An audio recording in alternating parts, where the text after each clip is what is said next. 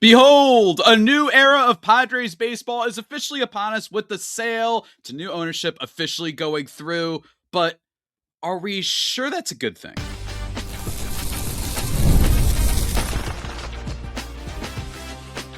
You are Locked On Padres, your daily San Diego Padres podcast. Part of the Locked On Podcast Network, your team every day. Greetings, ladies and gentlemen. As always, I'm your host with sometimes the most, Javier Reyes. Today's episode is brought to you by KALSHI. For a limited time, download the KALSHI app and use code LOCKEDON to get $10 when you trade 10. And on today's episode, the Padres suffer their most admittedly frustrating loss in a while. The sale of the team to Jose Feliciano and Kwanzaa Jones officially goes through, and the legitimacy of the all-or-nothing approach some fans have when it comes to sports, but not before we talk about last night's game, specifically with one Sir Walker Buehler, who continues to turn things around. Got to give a shout out. Got to just be appreciative of this man, because for a long time, he was the only other pitcher that this team had besides Michael King. And I mean that, right? He was the only one that you could head into a game being like, you know what? He might just go 5 innings and only give up a run. And then he hit a wall. Right? This is what's been so interesting about Buehler this year, is that he started off pretty meh, then went on a crazy stretch, right? He went from a stretch all the way from, what was it? What's the 5th month of the year? That's April, right? From April 10th all the way to the end of June, by basically going at least 5 innings and not giving up more than 3 runs. It's the type of thing that this team desperately needed at that time. And then what happened after that? Got absolutely blown up. Gave up 9 and 4 to the Cubs. Gave up 7 against the Diamondbacks. Then he gave up 4 in just 2 innings against the Blue Jays. But ever since then, he's kind of bounced back. And last night was a big one as well. 6 innings, 2 earned runs on 2 hits. That's it. No home runs allowed. Just 2 walks, 4 Ks. Looks pretty good. On the season, Walker Buehler, 4.79 ERA. He hasn't been amazing because he has had like those bad stretches that I just mentioned. But for the majority of this season, I think that he kind of reached the best case scenario of what we could have hoped for from Walker Buehler heading into the season, where based on how he had been performing before, based on all the injuries, based on his fastball not having the same velo, based on him not really having the strikeout stuff that he used to, he's become a ground ball pitcher that, as long as he keeps control and doesn't have to face, the best lineups necessarily in the game, he could be a pretty decent start. That's kind of what happened with him. And last night he did that against a Mets team that is atrocious. Let me be very clear. They are very, very bad, the New York Mets this year, but they have been a little bit better as of late, as evidenced by the fact that the Padres lost this game by a score of 2-1. And it was a really frustrating one. And it's not because of Buehler. And they also get Kyle Hart to come in, by the way. In 2 innings, he gives up 3 hits, but no runs, no walks, does strike out 3. Kyle Hart, just want to mention before we talk about what went wrong yesterday, just want to mention about Kyle Hart that he might be, outside Buehler, the other starter-ish, multi-inning-ish pitcher that the Padres have in terms of just who's the best, only because he has much better peripherals that you would think, right? First of all, he has a decent strikeout rate, which I didn't honestly realize until recently, 23.4%. That's higher than some other guys on this team, like Michael King. And his 4.03 ERA is really solid. And also his expected ERA is at 3.08 and his FIP is at 3.36. So that suggests that he's actually gotten a little bit unlucky this year. And I think that with Kyle Hart, he is a guy that is just one of those depth pieces that adds up over time. And maybe if he was getting more innings, I should say, than say your Herman Marquez's, right, you're Griffin Cannings at times, maybe that helps the Padres a little bit more. But overall, just want to give a tiny little shout out to our guy Kyle Hart. But man, when it comes to the offense, what a miserable game. What a miserable game for the Padres. And here's the thing. Stuff like this is going to happen. I do not want to just pretend that it was all on the Padres, right? It was good plays by Carson Bench, especially in this one. But man, it was rough to start this game, getting runners on base, multiple hits. You out-hit the Mets in this game, and the Padres still end up losing. They have 7 hits. The Mets only had 5, and it was really frustrating because to start this game in the first inning, both Padres players get thrown out on the plate. And I blame third base coach for the first inning. I blame the first base coach, or the third base coach. My apologies, Bob Henley. The first one was Cronenworth hesitated, clearly, because it was a little bit of a bloop single. that allowed him to potentially move up on the bases. And since he hesitated, you got to know, okay, clearly we cannot be sending this guy, right? Like clearly we cannot do this. After Ty France hits a single, again, it was a bloop hit. And he sends him anyway, and he's out by what looks like 60 miles. It's funny, you know when they show the camera on the broadcast where you see the runner rounding third and he looks a little bit? Cronenworth wasn't like going full speed ahead, which made me think, oh, we're good. And then he's out by 1.5 miles. I don't know how Henley sent him there. I think that was a mistake, especially against a defensive player in Carson Bench, who is pretty good. He's got a good arm out there. And yes, the Mets have been, again, mess of a team this year and basically every asset of the game. But to give you an idea, like it's not like Carson Bench is that great of an offensive player. He's got a 112 WRC plus. Not terrible. The big thing with him is defense. He's been very, very stellar so far this year. He's got in right field 4 defensive runs saved on the year, and you ran on him, and he got thrown out at the plate, which is one thing. But then our guy Henley does the same thing again. The same thing again. What are we doing? What are we doing? Right. And then this time, while I did like the hit, because again, it was nice to see that the Padres are just getting hits. But Jackson Merrill then just hits a hot shot that goes right to Carson Bench, right? Like it actually got to him a lot faster. In theory, if Cronenworth hadn't been hesitating, understandably hesitating, by the way, I'm not blaming him. If Cronenworth hadn't been hesitated, just ran straight as soon as the ball made contact, he's probably safe at home because the ball was in the air for so long. This one is a smash hit right to Carson Bench, and then they send Manny Machado, you know, the guy that isn't particularly fast, you know, kind of famously, you know, and it's not that he wasn't hustling or anything like that, which is what we'll talk about that in a second, but he's in the 7th percentile in sprint speed. He's not a fast player. This has never been his game. He sends him, and then he gets thrown out at home plate. I mean, Bob Henley, what are you doing, man? What are you doing? My goodness gracious almighty. Good God, what are we doing here? What are we doing?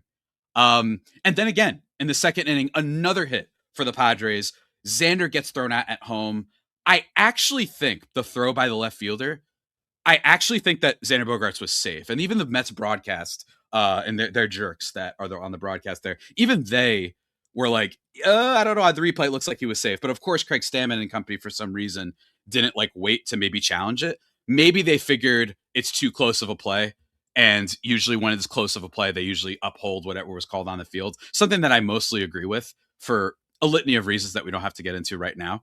But that was annoying, right? So the Padres get 3 runners thrown out at home plate. So while it's tempting to be a scoreboard watcher and say the Padres offense let them down, you're playing a bad Mets team, how can you not do better than this? Well, first of all, Nolan McLean had a decent start for them, and he's a pretty good pitcher, especially as a rookie. But second of all, this was kind of like you went to the red zone 5 times and came away with no points. Right? The Padres did get the hits. They just happened to all come early, and then none of the runs ended up scoring because of some good defensive plays by the Mets, and in my opinion, worse base running blunders by the Padres. So you don't like to see that. It was very pre-All-Star break Padres vibes with last night's game, in the sense that, remember when there would be a new way they would lose? Right? Not putting in Mason Miller soon enough, getting thrown out at second, and having the batter strike out 3 different times.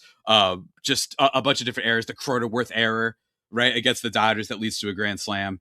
It felt like that was a team that would just make ridiculous mistakes that would cost them games. This was one of them. And Bob Henley should be ashamed of himself. That was really, really called playing. I will say, better play on the play on Bogaerts, but those first 2 with Cronenworth and Manny, I really do believe it's like 80% on the Padres in base running. I don't know how you're sending Manny at his speed, and I don't understand how you're sending Cronenworth with what we know about Carson Bench, and given the fact that he had hesitated when he was running to third. So really dumb stuff, but not as dumb as this one moment that the Padres got on the broadcast, thanks to one Gary Cohen, that I want to quickly rant about before we talk about some maybe happy news.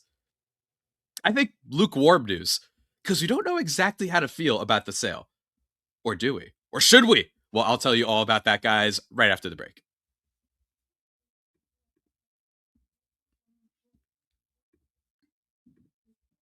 First, though, let me give a shout out to our friends at Amazon for this limited ad break. This back to school season, spend less on your kids with Amazon. You all know how crazy the back to school shopping experience can be. Genuinely, it's absolutely nuts out here. You guys know it. Every parent knows it. I know it. I'm not even a parent. It's wild out here. Different supplies, lunch gear, clothes, tech, and about 10 other things you didn't see coming, and adds up fast. The school supply list, when you look at the list and wonder if you're shopping for one child or opening a small office supply store. I didn't realize first grade required this much inventory. It's crazy out here, man. The tech, the last minute panic, whatever it is, guys, remember, Amazon's got you covered with their low back to school prices. Just spend less on your kids with them, because every dollar you don't spend on them is a dollar you haven't spent on them. Shop back to school at Amazon and spend less on your kids.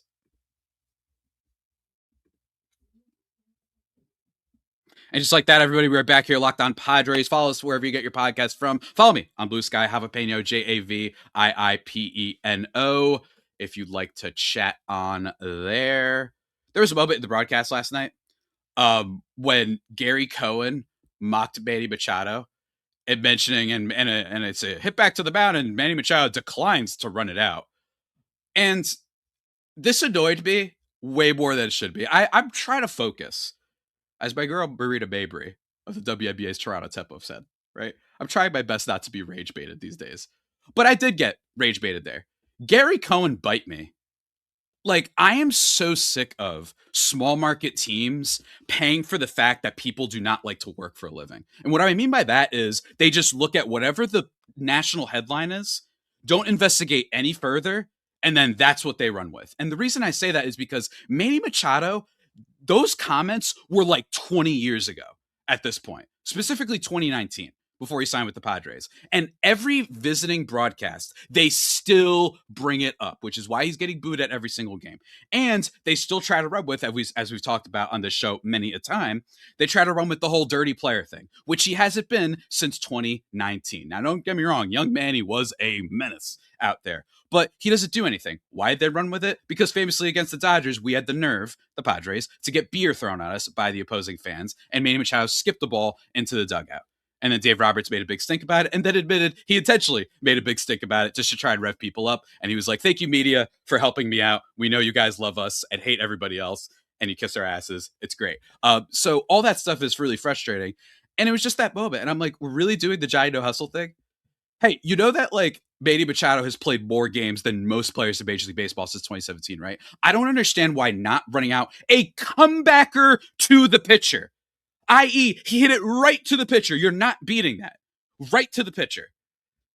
And we're complaining like he's not hustling. You're making this smug little comment about Machado not running it out when he, it's a comebacker right to the mound. What do you want him to do? He's probably out. Maybe I'm reading too much into this, but I'm so sick of it.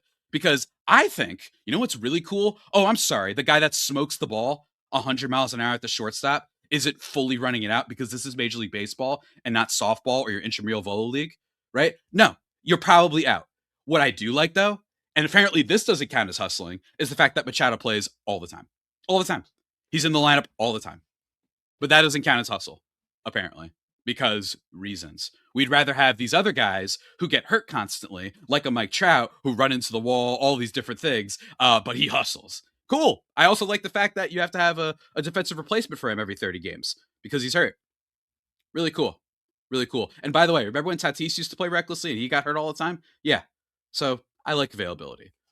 But with that being said, guys, let's talk about the official news via The Athletic, written by Dennis Lin. Major League Baseball owners on Monday unanimously approved billionaire investors Jose E. Feliciano and Kwanzaa Jones as the new owners of the San Diego Padres. The vote, which was conducted by conference call, concluded a process that began in April when Feliciano and Jones agreed to purchase the team from the Seidler family at a record valuation of $3.9 billion. The husband and wife duo is buying more than 40% of the franchise, with other individuals and entities joining them at a smaller combined percentage. According to people, by the way, close to the matter, Dennis Lin says, Feliciano Jones' ownership group includes longtime Padres minority owner Alfredo Harp Helú, who is said to be increasing his investment, Joey and Jesse Buss, the youngest sons of former Los Angeles Lakers owner Dr. Jerry Buss, and Bedad Agbali. Hopefully I said that right. Feliciano's fellow co-founder and managing partner at a private equity firm, Clear Lake Capital. His involvement, for what it's worth, Agbali, as an incoming minority owner, has not been previously reported. So that's some somewhat new news. It is my pleasure to welcome Jose E. Feliciano and Quandra Jones as the new majority owners of the Padres following today's vote, MLB Commissioner Rob Manfred said in a statement issued by the league. Jose and Kwanzaa understood the unique place the Padres hold in San Diego and the powerful bond between the club and its fans. We look forward to their leadership of the Padres and to working with them to build on the club's strong foundation in a market that is so important to Major League Baseball. We are family first, and becoming owners of the San Diego Padres means joining an even larger one, Feliciano and Jones said in a statement released by the team. We are grateful to the side of their family, and especially to Peter, for raising the expectations of what this franchise can achieve. We have built our life and our work together, and will bring that same shared purpose, commitment, and determination to our stewardship of the Padres. Our ambition is clear: to bring a World Series championship to San Diego and build an enduring organization capable of competing for championships year after year. We intend to be engaged owners, bring our energy, experience, and perspective while working alongside the talented team already in place and investing ambitiously and thoughtfully in the Padres' future. So again, you can go read the article if you want more of the insider stuff on it. But look, this was reported a while ago. I think that there's going to be a lot of questions. What does this mean for the Padres going forward? And a lot of people understandably will be concerned because they will say, man, we had it so great with Peter, RIP, of course. And he was willing to just spend and keep going out there and get big players. And he had a GM who was a nut, right? So he's willing to co-sign that and be like, yeah, let's go out and get the big star. I'll trade some prospect, whatever it is, right? And that has created this culture that I think is a very difficult thing to do, that I think people underestimate. There are teams that have won more games since AJ Preller took over for the Padres. There are teams that have won more games over this last 6-year stretch when the Padres started making the playoffs than this Padres team. But to create this culture where everybody's going and selling out games on a Wednesday night, right? Over the past few years, what's it called? The Padres have been top 5 every single year in attendance, which is great. You absolutely love to see it. You know what I mean? In 2026, they are second behind the Dodgers, right? Even above the Yankees. In 2025, what were they? They were, I think, were they second too? I actually forgot. Let me see if I can find it. I don't know. But in 2024, they were 4th in attendance. They are right there with the Yankees, the Phillies, the Dodgers, all those sort of teams. And that's impressive considering that this team is not a big market. This team historically does not matter that much. If you went and talk about the A's, who did not have a large attendance, and that's a subject for another podcast, don't listen to people who said it's because they had no fans that they moved. That's so short-sighted and so ignoring the deeper, under the surface things. But the A's, they have a greater history than the Padres, from the Jose Canseco era to the Moneyball A's era to obviously Ricky Williams and then other World Series championship winning years. The Padres don't have that.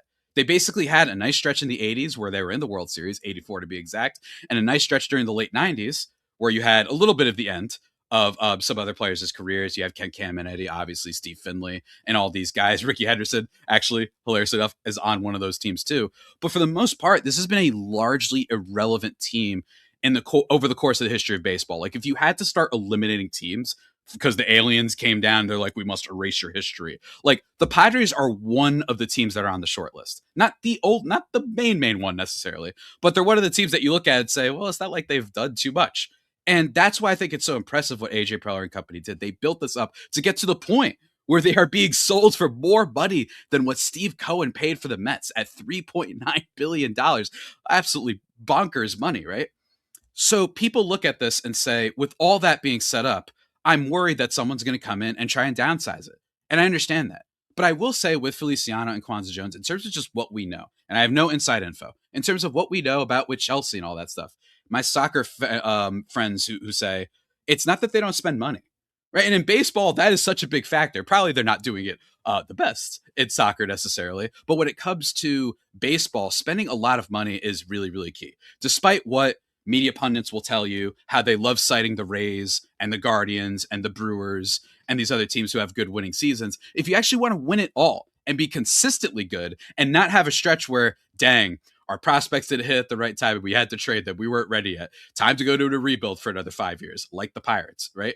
It's actually a lot better of a fan experience and a lot more conducive to winning championships to be a big spender.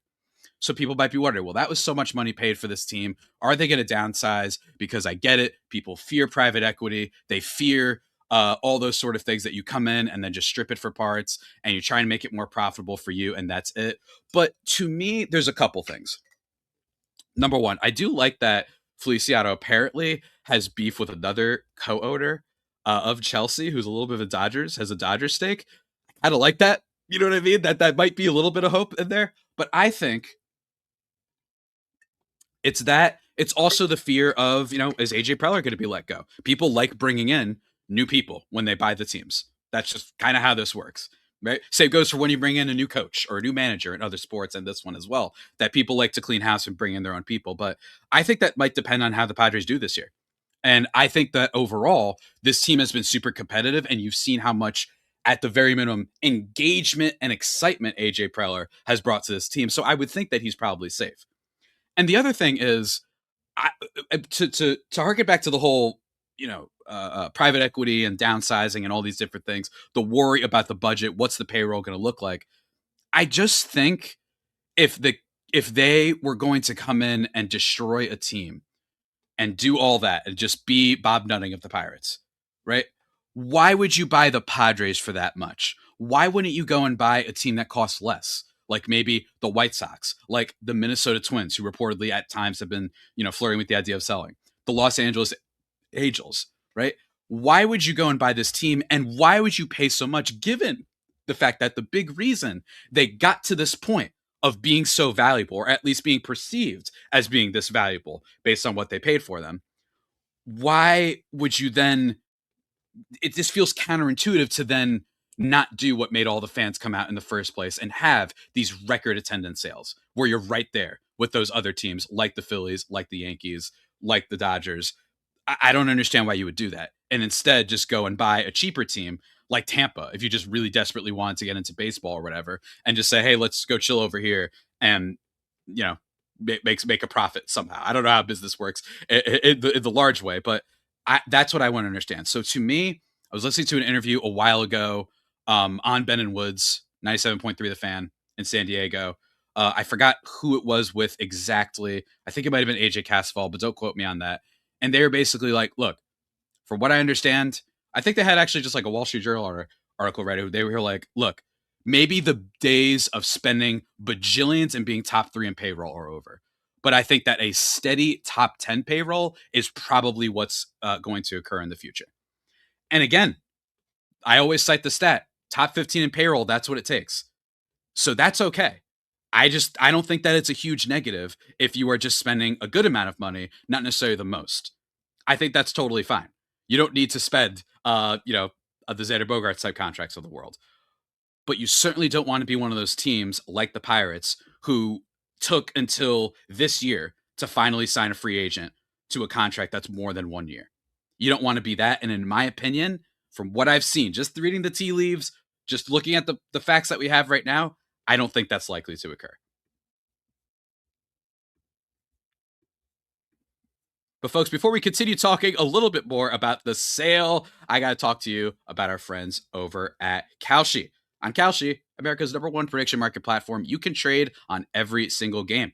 Make baseball more this year with KALSHI. You're trading against peers in a live market, meaning there's no house, and as the probability changes, you could buy in and out of your position. Download the KALSHI app and use code LOCKEDON to get $10 when you trade 10. 18 plus only. Restrictions and eligibility requirements may apply. Event contract.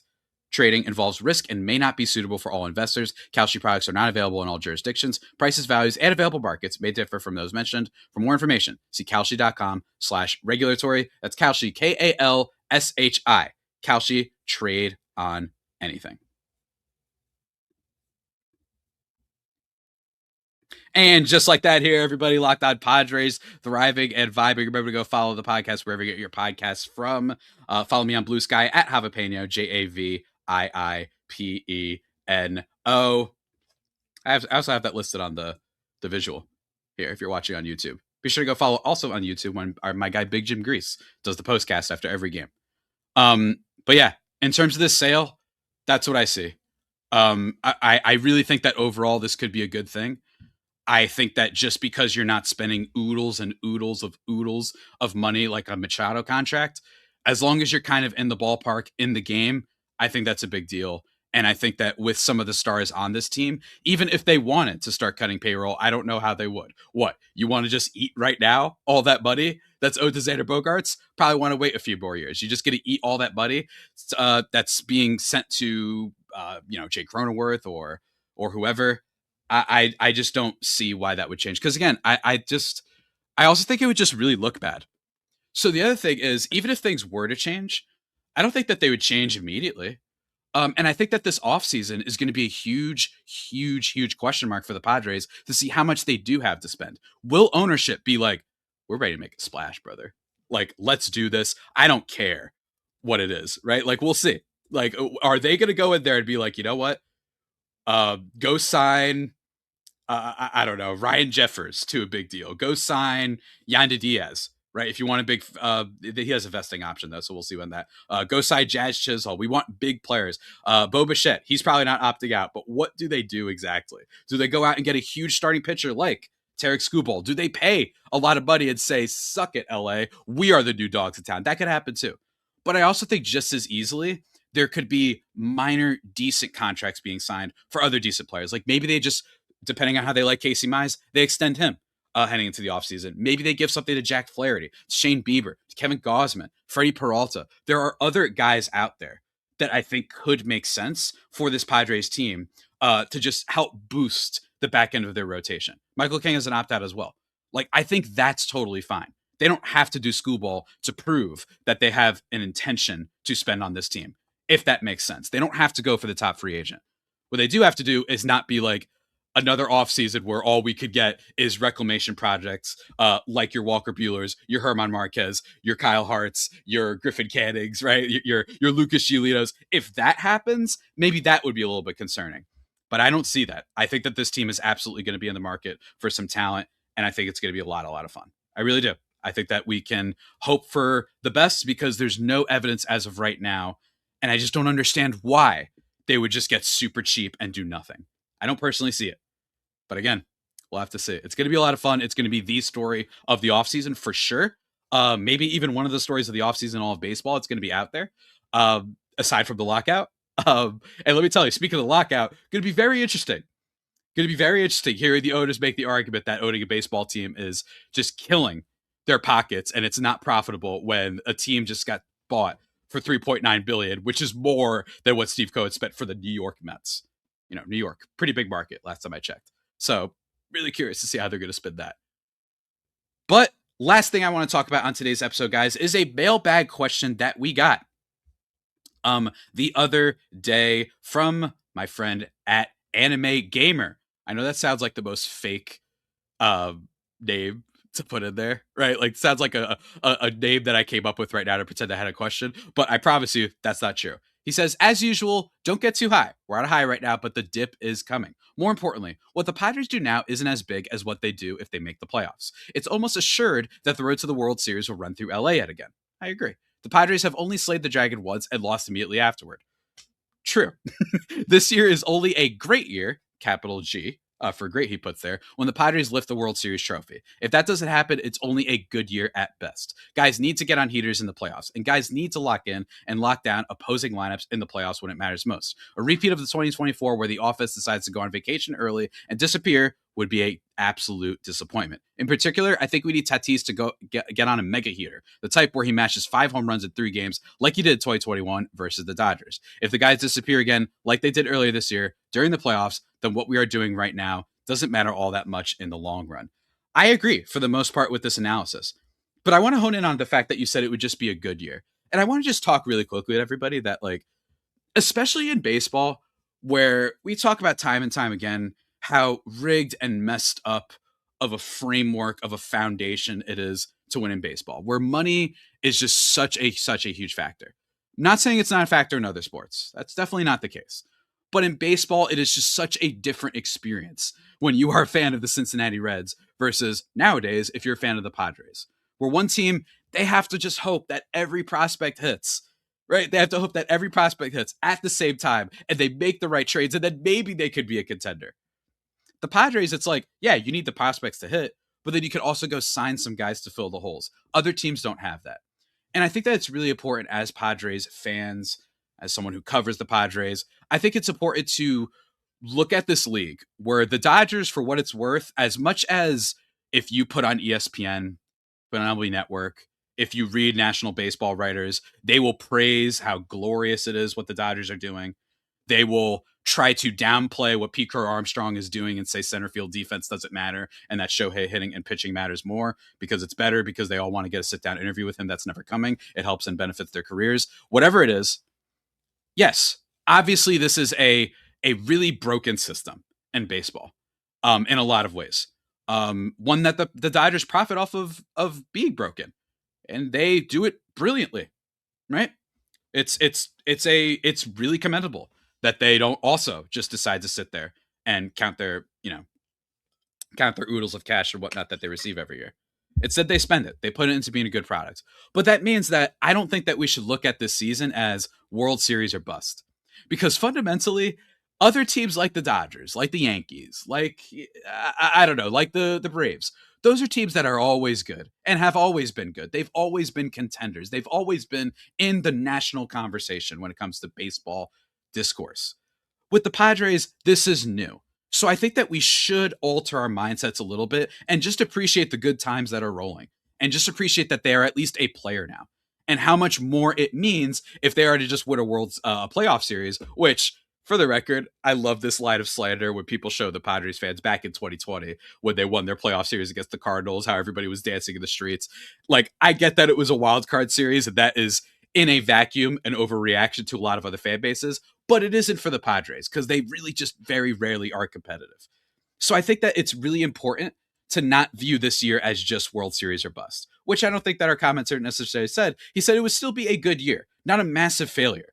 And that's how I think I want everybody to look at it, especially given how big of a hill it would be to climb and ascend past a Dodgers team that can afford any player, that can afford the fact that $60 million is going to Kyle Tucker this year, and he's been worse than Ty France.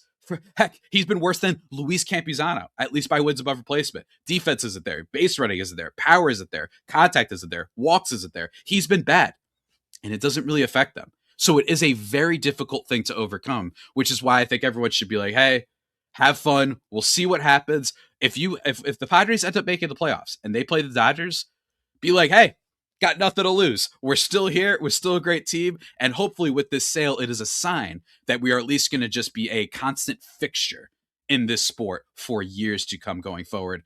As they mentioned in their statement, saying we want this to be a team that is, for lack of a better word, to be engaged, right? Bringing this experience and making it just a thing that people can look forward to all the time, right? And when you go to that ballpark, man, in Petco, which I have been to now twice, it really is a great ballpark. It's great atmosphere. Everything's great. Let's just appreciate that, I think. Hopefully they make the playoffs. That's the only thing that would actually be a bit upsetting is if they don't even make the playoffs. Let's beat the Mets, bounce back in tonight's series, bounce back in tomorrow's game, and then you've got, I believe, the Pirates upcoming this next series. So everything's looking really good right now. But I just wanted to use that question as a framework to mention, hey, you know what? Just because you don't win the World Series is not over. Remember that this is all new for the Padres Friar faithful. They didn't even know that making the playoffs was a big deal for the Padres, right? Like that was an amazing, amazing thing. Winning a couple series is an amazing thing. Do you remember how fun it was when they beat the Dodgers? Remember how fun it was, frankly, when they just beat the Braves back in 2024? It was great. So I think everyone should enter feeling optimistic and just hope that at the very minimum, this will be an engaging product and team to be a part of, especially in a sport where there are so many fan bases that can't even have that. They're just sitting there being like, cool, can't wait till we trade Ellie De La Cruz. Hey, cool, Seattle. This is great. We can't sign anyone. Hopefully Kate Anderson's great. Oh, Cal Raleigh stinks. There goes our season, right? It's a lot harder for these other teams to have fun. And I think that the Padres are on their way and already are and have been, but I think are on their way to potentially even greater pastures going forward. Hopefully you guys agreed with everything I said. If you didn't, leave me a comment either in the YouTube channel or lockedonpadres@gmail.com. I got a couple more comments that we'll probably respond to tomorrow after tonight's game. Hopefully the Padres get it done. I believe, is it Robbie Ray pitching tonight? Let me actually check that real quick. I think it might be Robbie Ray. It is Robbie Ray going up against Zach Thornton, who's actually has a 2.78 ERA so far with the Mets in his 6 starts. So that should be interesting. And then Michael King versus Robert Stock in an early Wednesday game. That should be a lot of fun. And we're actually playing the Twins, so my bad. We'll see how that goes, guys. Got a podcast hopefully coming up later this week with my guy, Aram Layton. Might have a series recap with Ryan Finkelstein talking about new ownership as well coming up this week. So stay tuned. Podcast ain't going anywhere. And until that next time, stay safe and, of course, stay faithful, my Friar Faithful homies. Take care.